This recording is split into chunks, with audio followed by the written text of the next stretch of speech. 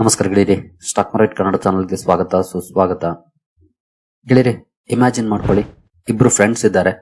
ಅದರಲ್ಲಿ ಒಬ್ಬ mutual funds ಅಲ್ಲಿ ಪ್ರತಿ ತಿಂಗಳು 5,000 SIP ಮಾಡ್ತಾ ಇದ್ದಾನೆ. ಇನ್ನೊಬ್ಬ ಡೈರೆಕ್ಟ್ ಸ್ಟಾಕ್ಸ್ ಅಲ್ಲಿ ಪ್ರತಿ ತಿಂಗಳು 5,000 SIP ಮಾಡ್ತಾ ಇದ್ದಾನೆ. ಆಫ್ಟರ್ 15 ಇಯರ್ಸ್ ಯಾರು ಹೆಚ್ಚಿಗೆ ರಿಟರ್ನ್ಸ್ ಅನ್ನ ಪಡ್ಕೊಳ್ಬಹುದು, ಯಾರು ಇಲ್ಲಿ ಹೆಚ್ಚಿಗೆ ರಿಸ್ಕ್ ಅನ್ನ ತಗೊಂಡ್ರು, ಯಾವುದು ನಿಮ್ಗೆ ಸೂಟ್ ಆಗುತ್ತೆ? ಇವತ್ತಿನ ಈ ವಿಡಿಯೋದಲ್ಲಿ mutual fund SIP versus stock SIP ಬಗ್ಗೆ ತಿಳ್ಕೊಳ್ಳೋಣ. ಇಲ್ಲಿರುವಂತಹ ಅಡ್ವಾಂಟೇಜಸ್ ಏನು, ಡಿಸ್ಅಡ್ವಾಂಟೇಜಸ್ ಏನು, ಚಾಲೆಂಜಸ್, ಹಾಗೆ ಯಾವ ಸ್ಟ್ರಾಟಜಿ ಲಾಂಗ್ ಟರ್ಮ್ ಗೆ ಸೂಟಬಲ್ ಆಗುತ್ತೆ ನಮಗೆ ಅನ್ನೋದ್ರ ಬಗ್ಗೆ ತಿಳ್ಕೊಳ್ಳೋಣ.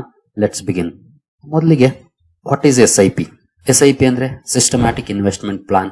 ರೆಗ್ಯುಲರ್ ಆಗಿ ಫಿಕ್ಸ್ಡ್ ಅಮೌಂಟ್ ಅನ್ನ ಇನ್ವೆಸ್ಟ್ ಮಾಡೋದು. ಯೂಶುವಲಿ ಇದು ಪ್ರತಿ ತಿಂಗಳು ಇರುತ್ತೆ. ಇನ್ನು ಕೆಲವರು ಡೈಲಿ SIP ಕೂಡ ಮಾಡ್ತಾರೆ, ಬಟ್ ಮೆಜಾರಿಟಿ 99% ಮಾಡೋದು ಮಂತ್ಲಿ SIPs. ಪ್ರತಿ ತಿಂಗಳು ಇಷ್ಟು ಹಣ ಅಂತ ಇನ್ವೆಸ್ಟ್ ಮಾಡ್ತಾ ಹೋಗೋದು ರೆಗ್ಯುಲರ್ ಆಗಿ. ಇದಕ್ಕೆ SIP ಅಂತಾರೆ. ಹಾಗಾದ್ರೆ ಇದರ ಲಾಭಗಳೇನು, ಬೆನಿಫಿಟ್ಸ್ ಆಫ್ SIP ಅಂತ ನೋಡೋದಾದ್ರೆ, SIP ನಮ್ಮಲ್ಲಿ ಡಿಸಿಪ್ಲಿನ್ ಅನ್ನ ಬಿಲ್ಡ್ ಮಾಡುತ್ತೆ. ಯಾಕಂದ್ರೆ ಪ್ರತಿ ತಿಂಗಳು ಅಥವಾ ನಾವು ಯಾವ ಟೈಮ್ ಸೆಲೆಕ್ಟ್ ಮಾಡ್ತೀವೋ ಆ ಟೈಮ್ಗೆ ಇನ್ವೆಸ್ಟ್ ಮಾಡ್ತಾ ಹೋಗೋದಾಗೋದ್ರಿಂದ ಒಂದು ಡಿಸಿಪ್ಲಿನ್ ಅನ್ನ ಬಿಲ್ಡ್ ಮಾಡುತ್ತೆ. ಹಾಗೆ ಎಮೋಷನಲ್ ಇನ್ವೆಸ್ಟಿಂಗ್ ಡಿಸಿಷನ್ಸ್ ಅನ್ನ ಅವಾಯ್ಡ್ ಮಾಡುತ್ತೆ. ಯಾಕೆಂದ್ರೆ ಪ್ರತಿ ತಿಂಗಳು ನಾವು ಹೂಡಿಕೆ ಮಾಡ್ತಾ ಹೋಗ್ತೀವಿ. ಮಾರ್ಕೆಟ್ ಅಪ್ ಆಗಿದೆಯಾ, ಡೌನ್ ಆಗಿದೆಯಾ, ಅದು ಮ್ಯಾಟರ್ ಆಗೋದಿಲ್ಲ. ಎಮೋಷನಲ್ ಡಿಸಿಷನ್ಸ್ ಅನ್ನ ಅವಾಯ್ಡ್ ಮಾಡುತ್ತೆ. ಹಾಗೆ ರುಪಿ ಕಾಸ್ಟ್ ಆವರೇಜಿಂಗ್ ಅನ್ನ ಮಾಡುತ್ತೆ. ಇದು ಅಂದ್ರೆ ಕೆಲವು ಸಲ ಮಾರ್ಕೆಟ್ ಅಪ್ ಇರ್ಬೋದು, ಕೆಲವು ಸಲ ಡೌನ್ ಇರ್ಬೋದು. ಅಪ್ ಅಲ್ಲಿ ಇದ್ದಾಗ ಕಡಿಮೆ ಯೂನಿಟ್ಸ್ ಅಲಾಟ್ ಆಗುತ್ತೆ, ಡೌನ್ ಅಲ್ಲಿ ಇದ್ದಾಗ ಜಾಸ್ತಿ ಯೂನಿಟ್ಸ್ ಅಲಾಟ್ ಆಗುತ್ತೆ. ರುಪಿ ಕಾಸ್ಟ್ ಅವರೇಜಿಂಗ್ ಆಗುತ್ತೆ. ಹಾಗೆ ಲಾಂಗ್ ಟರ್ಮ್ ವೆಲ್ತ್ ಕ್ರಿಯೇಷನ್ ಗೆ ಇದು ಪರ್ಫೆಕ್ಟ್ ಐಡಿಯಾ ಆಗುತ್ತೆ. ಇದು SIP ಯಲ್ಲೇ ಇರುವಂತ ಬೆನಿಫಿಟ್ಸ್. ಇನ್ನು ಈ SIP ಅನ್ನ ನಾವು ಎರಡು ರೀತಿಯಲ್ಲಿ ಮಾಡಬಹುದಾಗಿರುತ್ತೆ. ಒಂದು ಮ್ಯೂಚುವಲ್ ಫಂಡ್ SIP, ಇನ್ನೊಂದು ಡೈರೆಕ್ಟ್ ಸ್ಟಾಕ್ SIP. ಬನ್ನಿ ಈ ಎರಡರ ಬಗ್ಗೆ ನಾವು ಅರ್ಥ ಮಾಡ್ಕೊಳ್ಳೋಣ. ಮೊದಲಿಗೆ ಮ್ಯೂಚುವಲ್ ಫಂಡ್ SIP ಬಗ್ಗೆ ನೋಡೋದಾದ್ರೆ, ಮ್ಯೂಚುವಲ್ ಫಂಡ್ ಅಲ್ಲಿ ನೀವು ಬಾಸ್ಕೆಟ್ ಆಫ್ ಸ್ಟಾಕ್ಸ್ ಅಲ್ಲಿ ಇನ್ವೆಸ್ಟ್ಮೆಂಟ್ ಅನ್ನ ಮಾಡ್ತೀರಿ. ಫಾರ್ ಎಕ್ಸಾಂಪಲ್, ನೀವು 5,000 ರೂಪಾಯಿ SIP ಮಾಡ್ತೀರಿ ಅಂತಂದ್ರೆ ಪ್ರತಿ ತಿಂಗಳು ಆ 5,000 ರೂಪಾಯಿ ಬಂಚ್ ಆಫ್ ಸ್ಟಾಕ್ಸ್ ಅಲ್ಲಿ ಇನ್ವೆಸ್ಟ್ ಆಗುತ್ತೆ. ಅಂದ್ರೆ ನೀವು ಯಾವ ಫಂಡ್ ಅನ್ನ ಸೆಲೆಕ್ಟ್ ಮಾಡಿರ್ತೀರೋ ಆ ಫಂಡ್ ಅಲ್ಲಿ ಇರುವಂತಹ ಸ್ಟಾಕ್ ಗಳು, ಅದು 20 ಸ್ಟಾಕ್ ಇರ್ಬೋದು, 50 ಇರ್ಬೋದು, 100 ಇರ್ಬೋದು, 100ರಲ್ಲೂ ಕೂಡ ಡಿವೈಡ್ ಆಗುತ್ತೆ. ಇದನ್ನ ಪ್ರೊಫೆಷನಲ್ ಫಂಡ್ ಮ್ಯಾನೇಜರ್ಸ್ ಮ್ಯಾನೇಜ್ ಮಾಡ್ತಾರೆ. ಹಾಗಾದ್ರೆ ಇಲ್ಲಿರುವಂತಹ ಅಡ್ವಾಂಟೇಜಸ್ ಏನು? ಮೊದಲಿಗೆ ಆಟೋಮ್ಯಾಟಿಕ್ ಡೈವರ್ಸಿಫಿಕೇಶನ್. ಫಾರ್ ಎಕ್ಸಾಂಪಲ್, ನಾವು ಉದಾಹರಣೆಯನ್ನ ತಗೊಂಡದಲ್ಲ, ನಾವು ಸೆಲೆಕ್ಟ್ ಮಾಡಿದಂತಹ ಫಂಡ್ ಅಲ್ಲಿ 50 ಸ್ಟಾಕ್ ಇರ್ಬೋದು, 60 ಇರ್ಬೋದು, 70 ಇರ್ಬೋದು, 100 ಇರ್ಬೋದು, 100ರಲ್ಲೂ ಕೂಡ ಹೂಡಿಕೆ ಆಗುತ್ತೆ. ಆಟೋಮ್ಯಾಟಿಕ್ ಆಗಿ ಡೈವರ್ಸಿಫಿಕೇಶನ್ ಆಗುತ್ತೆ. ನಂತರ ಪ್ರೊಫೆಷನಲ್ ಮ್ಯಾನೇಜ್ಮೆಂಟ್ ಇರುತ್ತೆ. ಯಾಕಂದ್ರೆ ಪ್ರೊಫೆಷನಲ್ ಫಂಡ್ ಮ್ಯಾನೇಜರ್ಸ್ ಆ ಪೋರ್ಟ್ಫೋಲಿಯೋನ ಮ್ಯಾನೇಜ್ ಮಾಡೋದ್ರಿಂದ ಪ್ರೊಫೆಷನಲ್ ಮ್ಯಾನೇಜ್ಮೆಂಟ್ ಇರುತ್ತೆ. ಹಾಗೆ ಡೈಲಿ ಟ್ರ್ಯಾಕ್ ಮಾಡುವಂತ ಅವಶ್ಯಕತೆ ಇರೋದಿಲ್ಲ. ಯಾಕಂದ್ರೆ ಫಂಡ್ ಮ್ಯಾನೇಜರ್ಸ್ ಡಿಸಿಷನ್ ತಗೊಳ್ತಾರೆ. ನಾವು ಡೈಲಿ ಟ್ರ್ಯಾಕ್ ಮಾಡಬೇಕು ಅಂತ ಏನಿಲ್ಲ. ಜೊತೆಗೆ ರಿಸ್ಕ್ ಕಡಿಮೆ ಇರುತ್ತೆ. ಮೋಡರೇಟ್ ರಿಸ್ಕ್ ಅಂತ ಹೇಳ್ಬೋದು, ಅಥವಾ ಲೋಯರ್ ರಿಸ್ಕ್ ಇರುತ್ತೆ. ರಿಸ್ಕ್ 0 ಆಗೋದಿಲ್ಲ, ಆದ್ರೆ ಕಡಿಮೆ ಇರುತ್ತೆ. ಏನು ಬಿಗಿನರ್ ಫ್ರೆಂಡ್ಲಿ ಆಗಿರುತ್ತೆ. ಮಾರ್ಕೆಟ್ ಬಗ್ಗೆ ಏನು ಗೊತ್ತಿಲ್ಲ, ಈಗ ಸ್ಟಾರ್ಟ್ ಮಾಡ್ತಿದ್ದೀನಿ ಅನ್ನೋರು ಕೂಡ ಈ ಮೂಲಕ ಹೂಡಿಕೆ ಮಾಡಬಹುದಾಗಿರುತ್ತೆ. ಇದು ಇಲ್ಲಿರುವಂತ ಅಡ್ವಾಂಟೇಜಸ್. ಇನ್ನು ಡಿಸ್ಅಡ್ವಾಂಟೇಜಸ್ ಗೆ ಬಂದ್ರೆ, ಎಕ್ಸ್ಪೆನ್ಸ್ ರೇಷಿಯೋ ಇರುತ್ತೆ. ಅದು ನಮ್ಮ ರಿಟರ್ನ್ಸ್ ಅನ್ನ ರೆಡ್ಯೂಸ್ ಮಾಡುತ್ತೆ ಸ್ವಲ್ಪ ಮಟ್ಟಿಗೆ. ನಾವು ಉದಾಹರಣೆಗಾಗಿ 1% ಎಕ್ಸ್ಪೆನ್ಸ್ ರೇಷಿಯೋ ಇದೆ ಅಂತಾನೆ ಇಟ್ಕೊಳ್ಳೋಣ. ಸ್ವಲ್ಪ ವೇರಿಯೇಷನ್ ಆಗ್ಬೋದು, ಕಡಿಮೆ ಆಗ್ಬೋದು, ಅಥವಾ ಜಾಸ್ತಿ ಆಗ್ಬೋದು. 1% ಅನ್ಕೊಂಡ್ರೆ, ಫಾರ್ ಎಕ್ಸಾಂಪಲ್, ನಾವೇನಾದ್ರೂ 15% ರಿಟರ್ನ್ಸ್ ಅನ್ನ ಗಳಿಸಿದೀವಿ ಅಂದ್ರೆ ಅದರಲ್ಲಿ 1% ಎಕ್ಸ್ಪೆನ್ಸ್ ರೇಷಿಯೋ ಹೋಗುತ್ತೆ. ಅಂದ್ರೆ 14% ನಮಗೆ ನೆಟ್ ರಿಟರ್ನ್ ಸಿಗುತ್ತೆ. ಇದೊಂದು ಡಿಸ್ಅಡ್ವಾಂಟೇಜ್ ಆಗಿರುತ್ತೆ. ಹಾಗೆ ಸ್ಟಾಕ್ ಸೆಲೆಕ್ಷನ್ ಅಲ್ಲಿ ನಿಮ್ಮ ಕಂಟ್ರೋಲ್ ಏನಿರೋದಿಲ್ಲ, ಪೂರ್ತಿ ಫಂಡ್ ಮ್ಯಾನೇಜರ್ ಕಂಟ್ರೋಲ್ ಇರುತ್ತೆ. ಹಾಗಾಗಿ ನಿಮ್ಮ ಕಂಟ್ರೋಲ್ ಇರೋದಿಲ್ಲ. ಇದೊಂದು ಡಿಸ್ಅಡ್ವಾಂಟೇಜ್ ಅನ್ಕೊಳ್ಬಹುದು. ಹಾಗೆ ರಿಟರ್ನ್ಸ್ ಅವರೇಜ್ ಆಗಿರುತ್ತೆ, ಎಕ್ಸ್ಟ್ರಾರ್ಡಿನರಿ ಆಗಿರೋದಿಲ್ಲ. 12 to 15% ರಿಟರ್ನ್ಸ್ ಸಿಕ್ಕರೆ ಬೆಟರ್ ರಿಟರ್ನ್ಸ್ ಅಂತಾನೆ ಕನ್ಸಿಡರ್ ಆಗುತ್ತೆ. ಇದು ಇಲ್ಲಿರುವಂತ ಡಿಸ್ಅಡ್ವಾಂಟೇಜಸ್. ಇನ್ನು ಮ್ಯೂಚುವಲ್ ಫಂಡ್ SIP ಅಲ್ಲಿ ಇರುವಂತ ಚಾಲೆಂಜಸ್ ಏನು? ಚಾಲೆಂಜಸ್ ಗೆ ಬಂದ್ರೆ, ಚೂಸಿಂಗ್ ದ ರೈಟ್ ಫಂಡ್, ಸರಿಯಾದ ಫಂಡ್ ಅನ್ನ ಅಥವಾ ನಮ್ಮ ರಿಸ್ಕ್ ಅಪೆಟೈಟ್ ಗೆ ಸೂಟ್ ಆಗುವಂತ, ನಮ್ಮ ಟಾರ್ಗೆಟ್ ಗೆ ಸೂಟ್ ಆಗುವಂತ ಫಂಡ್ ಅನ್ನ ಸೆಲೆಕ್ಟ್ ಮಾಡೋದು ಒಂದು ಚಾಲೆಂಜ್. ಹಾಗೆ staying invested during market crashes, markets ಬಿದ್ದಾಗ ಪೇಷನ್ಸ್ ಇಂದ ಹೋಲ್ಡ್ ಮಾಡೋದಿದೆಯಲ್ಲ, ಇದು ಕೂಡ ಒಂದು ಚಾಲೆಂಜ್ ಆಗಿರುತ್ತೆ. ಇನ್ನು ಅವಾಯ್ಡಿಂಗ್ ಫ್ರೀಕ್ವೆಂಟ್ ಸ್ವಿಚಿಂಗ್, ಅಂದ್ರೆ ಈ ಫಂಡ್ ಇಂದ ಆ ಫಂಡ್ಗೆ, ಆ ಫಂಡ್ ಇಂದ ಇನ್ನೊಂದು ಫಂಡ್ಗೆ ಈ ರೀತಿಯಾಗಿ ಸ್ವಿಚ್ ಮಾಡೋದು. ಯೂಶುವಲಿ ಯಾವಾಗ ಸ್ವಿಚಿಂಗ್ ಜಾಸ್ತಿ ಆಗುತ್ತೆ ಅಂದ್ರೆ, ಫಂಡ್ ಸ್ವಲ್ಪ ಪರ್ಫಾರ್ಮೆನ್ಸ್ ಚೆನ್ನಾಗಿ ಮಾಡ್ತಿಲ್ಲ, ಇಮಿಡಿಯೇಟ್ಲಿ ಇನ್ನೊಂದು ಫಂಡ್ ಯಾವ್ದೋ ಹೈಪಲ್ ಇದೆಯಾ ಆ ಕಡೆ ಶಿಫ್ಟ್ ಆಗುವಂತದ್ದು. ಈ ರೀತಿಯ ಫ್ರೀಕ್ವೆಂಟ್ ಸ್ವಿಚಿಂಗ್ ಅನ್ನ ಅವಾಯ್ಡ್ ಮಾಡೋದು ಕೂಡ ಒಂದು ಚಾಲೆಂಜ್ ಆಗಿರುತ್ತೆ. ಇವುಗಳು ಮ್ಯೂಚುವಲ್ ಫಂಡ್ SIP ಅಲ್ಲಿ ಇರುವಂತ ಚಾಲೆಂಜಸ್. ಇನ್ನು ಸ್ಟಾಕ್ SIP ಗೆ ಬರೋಣ. ಸ್ಟಾಕ್ SIP ಅಂದ್ರೆ, you buy selected stocks every month directly. Direct ಆಗಿ ಕೆಲವು ಸ್ಟಾಕ್ ಗಳನ್ನ ಪ್ರತಿ ತಿಂಗಳು ಎಷ್ಟು ಕ್ವಾಂಟಿಟಿ ಅಂತ ಬೈ ಮಾಡ್ತಾ ಹೋಗೋದು. ಫಾರ್ ಎಕ್ಸಾಂಪಲ್, ನೀವು 5,000 ಇನ್ವೆಸ್ಟ್ ಮಾಡ್ತೀರಿ ಅಂದ್ರೆ ಯಾವ್ದೋ ಒಂದು 3-4 ಶೇರ್ ಗಳನ್ನ ಸೆಲೆಕ್ಟ್ ಮಾಡ್ತೀರಿ ಅಥವಾ ಒಂದೇ ಸ್ಟಾಕ್ ಅನ್ನ ಸೆಲೆಕ್ಟ್ ಮಾಡ್ತೀರಿ ಅಂತ ಇಟ್ಕೊಳ್ಳಿ. ಆ ಒಂದು ಸ್ಟಾಕ್ ಅನ್ನೇ ಪ್ರತಿ ತಿಂಗಳು ನಿಮ್ಮ ಇನ್ವೆಸ್ಟ್ಮೆಂಟ್ ಗೆ ಎಷ್ಟು ಕ್ವಾಂಟಿಟಿ ಬರುತ್ತೋ ಅಷ್ಟನ್ನ ಬೈ ಮಾಡ್ತಾ ಹೋಗೋದು. ಹಾಗಾದ್ರೆ ಇಲ್ಲಿರುವಂತ ಅಡ್ವಾಂಟೇಜಸ್ ಏನು? ಇಲ್ಲಿ ಮೊದಲಿಗೆ ಹೈಯೆಸ್ಟ್ ರಿಟರ್ನ್ ಪೊಟೆನ್ಶಿಯಲ್ ಇರುತ್ತೆ. ಯಾಕಂದ್ರೆ ಡೈರೆಕ್ಟ್ ಸ್ಟಾಕ್ ಅಲ್ಲಿ ಇನ್ವೆಸ್ಟ್ ಮಾಡೋದ್ರಿಂದ ಆ ಕಂಪನಿ ಚೆನ್ನಾಗಿ ಪರ್ಫಾರ್ಮ್ ಮಾಡ್ತು ಅಂದ್ರೆ ರಿಟರ್ನ್ಸ್ ಜಾಸ್ತಿ ಬರುವಂತ ಚಾನ್ಸಸ್ ಇರುತ್ತೆ. ಹಾಗೆ ನೋ ಮ್ಯಾನೇಜ್ಮೆಂಟ್ ಫೀ, ಯಾವುದೇ ರೀತಿಯ ಮ್ಯಾನೇಜ್ಮೆಂಟ್ ಫೀ ಇರೋದಿಲ್ಲ. ಯಾಕಂದ್ರೆ ಡೈರೆಕ್ಟ್ ಸ್ಟಾಕ್ ಅಲ್ಲಿ ನಾವು ಇನ್ವೆಸ್ಟ್ ಮಾಡೋದ್ರಿಂದ. ಹಾಗೆ ಫುಲ್ ಕಂಟ್ರೋಲ್ ನಮ್ಮ ಹತ್ರನೇ ಇರುತ್ತೆ. ನಾವೇ ಡಿಸಿಷನ್ ಅನ್ನ ತಗೊಳ್ಬೇಕು. ಬೈಯಿಂಗ್ ಮಾಡೋದಾಗ್ಬೋದು ಅಥವಾ ಸೆಲ್ ಮಾಡೋದಾಗ್ಬೋದು.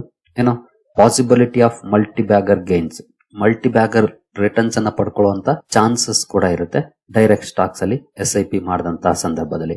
ಇನ್ನು ಡಿಸ್ಅಡ್ವಾಂಟೇಜಸ್ ಗೆ ಬಂದ್ರೆ ಇಲ್ಲಿ ಯಾವೆಲ್ಲ ಡಿಸ್ಅಡ್ವಾಂಟೇಜಸ್ ಇದಾವೆ ಅಂತ, high risk of wrong stock selection. ನಾವು ಡೈರೆಕ್ಟ್ ಸ್ಟಾಕ್ ಅಲ್ಲಿ ಇನ್ವೆಸ್ಟ್ ಮಾಡೋದ್ರಿಂದ ನಾವು ಯಾವ ಸ್ಟಾಕ್ ಸೆಲೆಕ್ಟ್ ಮಾಡ್ತೀವಿ ಅದರ ಮೇಲೆ ನಮ್ಮ ರಿಟರ್ನ್ಸ್ ಡಿಪೆಂಡ್ ಆಗುತ್ತೆ. ರಾಂಗ್ ಸ್ಟಾಕ್ ಸೆಲೆಕ್ಷನ್ ಮಾಡಿದ್ವಿ ಅಂದ್ರೆ ವೈಪೌಟ್ ಆಗುತ್ತೆ ನಮ್ಮ ಕ್ಯಾಪಿಟಲ್. ಆ ರಿಸ್ಕ್ ಇರುತ್ತೆ. ಜೊತೆಗೆ requires time and knowledge. Market ಬಗ್ಗೆ, ಕಂಪನಿ ಬಗ್ಗೆ ತಿಳ್ಕೊಳ್ಬೇಕು ಅಂದ್ರೆ ಅದಕ್ಕೆ ಟೈಮ್ ಕೊಡಬೇಕು, ಟೈಮ್ ಇರಬೇಕು. ಜೊತೆಗೆ ಆ ಕಂಪನಿಯ ಬಗ್ಗೆ ಅನಾಲಿಸಿಸ್ ಮಾಡಬೇಕು ಅಂದ್ರೆ ಅದರ ಬಗ್ಗೆ ನಾಲೆಡ್ಜ್ ಕೂಡ ಇರಬೇಕಾಗುತ್ತೆ. ಏನು emotional ups and downs. Stock 5% down ಆಯ್ತಾ, ಎಮೋಷನಲಿ ಸೆಲ್ ಮಾಡೋದು ಅಥವಾ ಬೈ ಮಾಡೋದು. ಎಮೋಷನಲ್ ಅಪ್ಸ್ ಅಂಡ್ ಡೌನ್ಸ್ ಕೂಡ ಇರುತ್ತೆ. ಇದು ಕೂಡ ಒಂದು ಡಿಸ್ಅಡ್ವಾಂಟೇಜ್ ಆಗುತ್ತೆ. ಏನು ಪೋರ್ಟ್ಫೋಲಿಯೋ ಕಾನ್ಸಂಟ್ರೇಷನ್ ರಿಸ್ಕ್. ಅಂದ್ರೆ ನೀವು ಎಷ್ಟು ಸ್ಟಾಕ್ ಗಳಲ್ಲಿ ಹೂಡಿಕೆ ಮಾಡ್ತೀರಿ, SIP ಮಾಡ್ತೀರಿ, 1ರಲ್ಲಿ ಮಾಡ್ತೀರಾ, 2ರಲ್ಲಿ ಮಾಡ್ತೀರಾ, 5ರಲ್ಲಿ ಮಾಡ್ತೀರಾ, ಕಾನ್ಸಂಟ್ರೇಷನ್ ಇರುತ್ತೆ ಫುಲ್ಲಿ ಅಷ್ಟೇ ಸ್ಟಾಕ್ ಗಳ ಮೇಲೆ. ಇನ್ ಕೇಸ್ ಆ ಸ್ಟಾಕ್ ಗಳು ಅಂಡರ್ ಪರ್ಫಾರ್ಮೆನ್ಸ್ ಮಾಡಿದ್ವು ಅಂದ್ರೆ ನಮ್ಮ ಪೋರ್ಟ್ಫೋಲಿಯೋ ನೆಗೆಟಿವ್ ಆಗ್ಬಿಡುತ್ತೆ ಜಾಸ್ತಿ. ಆ ಒಂದು ಕಾನ್ಸಂಟ್ರೇಷನ್ ರಿಸ್ಕ್ ಕೂಡ ಇಲ್ಲಿ ಇರುತ್ತೆ. ಇನ್ನು ಚಾಲೆಂಜಸ್ ಗೆ ಬಂದ್ರೆ ಏನೆಲ್ಲ ಚಾಲೆಂಜಸ್ ಇದಾವೆ ಡೈರೆಕ್ಟ್ ಸ್ಟಾಕ್ SIP ಮಾಡುವಾಗ ಅಂತ ನೋಡೋದಾದ್ರೆ, ಒಳ್ಳೆ ಕಂಪನಿಯನ್ನ ಐಡೆಂಟಿಫೈ ಮಾಡೋದು ಕೂಡ ಒಂದು ಚಾಲೆಂಜ್. ಒಳ್ಳೆ ಕಂಪನಿಯನ್ನ ಐಡೆಂಟಿಫೈ ಮಾಡಿ ಹೂಡಿಕೆ ಮಾಡಿದ್ರೆ ಮಾತ್ರ ಲಾಭ ಸಿಗೋದು. ಹಾಗಾಗಿ ಅದು ಬಿಗ್ ಚಾಲೆಂಜ್ ಆಗಿರುತ್ತೆ. ಹಾಗೆ ಕಂಪನಿಗಳನ್ನ ಟ್ರ್ಯಾಕ್ ಮಾಡಬೇಕು. ನಾವು ಆ ಕಂಪನಿಯಲ್ಲಿ ಏನಾಗ್ತಿದೆ, ಪಾಸಿಟಿವ್ ಡೆವಲಪ್ಮೆಂಟ್ಸ್ ಇದೆಯಾ, ನೆಗೆಟಿವ್ ಇದೆಯಾ, ಕ್ವಾರ್ಟರ್ಲಿ ರಿಸಲ್ಟ್ಸ್ ಹೇಗಿದೆ, ಇದನ್ನ ಲಿಟ್ರಲಿ ನಾವೇ ಟ್ರ್ಯಾಕ್ ಮಾಡಬೇಕು. ಇನ್ನು ನಾವು ಯಾವಾಗ ಎಕ್ಸಿಟ್ ಆಗ್ಬೇಕು ಅನ್ನೋದು ಗೊತ್ತಿರಬೇಕು. ಇದು ಕೂಡ ಒಂದು ಚಾಲೆಂಜ್. ಯಾಕಂದ್ರೆ ಎಂಟ್ರಿ ಆಗೋದು ಈಸಿ, ಎಕ್ಸಿಟ್ ಆಗೋದು ಕಷ್ಟ. ಹಾಗಾಗಿ ವೆನ್ ಟು ಎಕ್ಸಿಟ್ ಇದು ಗೊತ್ತಿರಬೇಕು. ಹಾಗೆ ಅವಾಯ್ಡಿಂಗ್ ಹೈಪ್ ಸ್ಟಾಕ್ಸ್. ಹೈಪ್ ಅಲ್ಲಿ ಇರುವಂತಹ ಸ್ಟಾಕ್ ಗಳು ರಾಕೆಟ್ ತರ ಹೋಗ್ತಿರ್ತವೆ, ಎಲ್ಲ ಕಡೆ ಅದೇ ಸುದ್ದಿ ಬರ್ತಾ ಇರುತ್ತೆ. ಅಂತವುಗಳನ್ನ ಅವಾಯ್ಡ್ ಮಾಡೋದು ಕೂಡ ಒಂದು ಬಿಗ್ ಚಾಲೆಂಜ್ ಆಗಿರುತ್ತೆ. ಈ ಚಾಲೆಂಜಸ್ ನಮ್ಗೆ ಡೈರೆಕ್ಟ್ ಸ್ಟಾಕ್ಸ್ ಅಲ್ಲಿ SIP ಮಾಡುವಾಗ ಇರುತ್ತೆ ಅಥವಾ ಇನ್ವೆಸ್ಟ್ ಮಾಡುವಾಗ ಇರುತ್ತೆ. ಏನು ರಿಟರ್ನ್ ಕಂಪ್ಯಾರಿಸನ್ ಮಾಡೋದಾದ್ರೆ ಎಲ್ಲಿ ಯಾವ ರೀತಿಯ ರಿಟರ್ನ್ ಸಿಗುತ್ತೆ. ಆಕ್ಚುಲಿ ಇಲ್ಲಿ ರಿಟರ್ನ್ಸ್ ಅನ್ನ ನೋಡಿ ನಾವು ಡಿಸಿಷನ್ ತಗೊಳಕ್ ಆಗೋದಿಲ್ಲ. ನಾವೀಗ ತಾನೇ ತಿಳ್ಕೊಂಡ್ವಲ್ಲ, ಅಡ್ವಾಂಟೇಜಸ್, ಡಿಸ್ಅಡ್ವಾಂಟೇಜಸ್, ಚಾಲೆಂಜಸ್, ಇವುಗಳನ್ನ ನೋಡಿ ಡಿಸಿಷನ್ ತಗೊಳ್ಬೇಕು, ಬರೀ ರಿಟರ್ನ್ಸ್ ಅನ್ನ ನೋಡಿ ಅಲ್ಲ. ಓಕೆ, ಒಂದು ರಿಯಲಿಸ್ಟಿಕ್ ಎಕ್ಸಾಂಪಲ್ ಅನ್ನ ತಗೊಳ್ಳೋಣ. ಲಾಂಗ್ ಟರ್ಮ್ ಪರ್ಸ್ಪೆಕ್ಟಿವ್ ಅಲ್ಲಿ ನೋಡೋದಾದ್ರೆ ಯಾವ ರೀತಿ ಪರ್ಫಾರ್ಮೆನ್ಸ್ ಬರಬಹುದು ಅಂತ.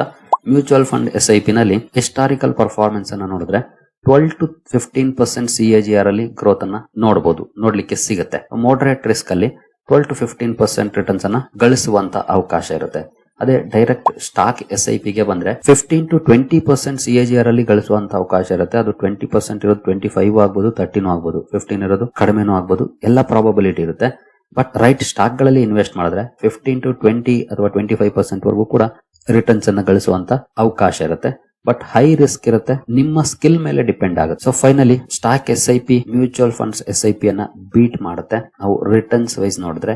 But only if you pick right stocks. ಇದು ಬಹಳ ಮುಖ್ಯ. ನೀವು ಒಳ್ಳೆಯ ಸ್ಟಾಕ್ ಗಳನ್ನ ಸೆಲೆಕ್ಟ್ ಮಾಡಿ ಹೂಡಿಕೆ ಮಾಡಿದ್ದೀರಿ ಅಂದ್ರೆ ಮಾತ್ರ. ಜೊತೆಗೆ ಹೈ ರಿಸ್ಕ್ ಅನ್ನ ತಗೊಳ್ತೀರಿ, ಹಾಗಾಗಿ 5 to 10% ರಿಟರ್ನ್ಸ್ ಜಾಸ್ತಿ ಸಿಗುವಂತ ಚಾನ್ಸಸ್ ಇರುತ್ತೆ. ರಿಸ್ಕ್ ಇರುತ್ತೆ, ರಿವಾರ್ಡ್ ಕೂಡ ಇರುತ್ತೆ. ಮ್ಯೂಚುವಲ್ ಫಂಡ್ SIP ನಲ್ಲಿ ಮೋಡರೇಟ್ ರಿಸ್ಕ್ ಇರುತ್ತೆ, ರಿಟರ್ನ್ಸ್ ಕೂಡ ಕಡಿಮೆ ಇರುತ್ತೆ. ಏನು which is best for long term? For beginners perspective ಅಲ್ಲಿ ನೋಡೋದಾದ್ರೆ mutual fund SIP is best. ಯಾಕೆ? ಇದು ಸಿಂಪಲ್ ಆಗಿರುತ್ತೆ, ಸ್ಟ್ರೆಸ್ ಇರೋದಿಲ್ಲ, ನಿಮ್ಗೆ ಕನ್ಸಿಸ್ಟೆಂಟ್ ವೆಲ್ತ್ ಬಿಲ್ಡಿಂಗ್ ಇರುತ್ತೆ. ಬಿಗಿನರ್ಸ್ ಗೆ mutual fund SIP is best. For market learners, ನೀವು ಮಾರ್ಕೆಟ್ ನ ತಿಳ್ಕೊಳ್ಬೇಕು, ಇನ್ನೂ ಜಾಸ್ತಿ ನಾಲೆಡ್ಜ್ ಅನ್ನ ಗಳಿಸ್ಕೊಳ್ಬೇಕು ಅಂದ್ರೆ ಸ್ಟಾಕ್ SIP ಇಸ್ ಪವರ್ಫುಲ್.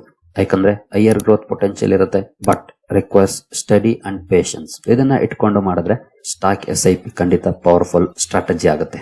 ಏನು ನಾವು ಬೆಸ್ಟ್ ಸ್ಟ್ರಾಟಜಿ ಅಂತ ತೆಗೆಯೋದಾದ್ರೆ ಇದರಲ್ಲಿ the smartest investor use A mix.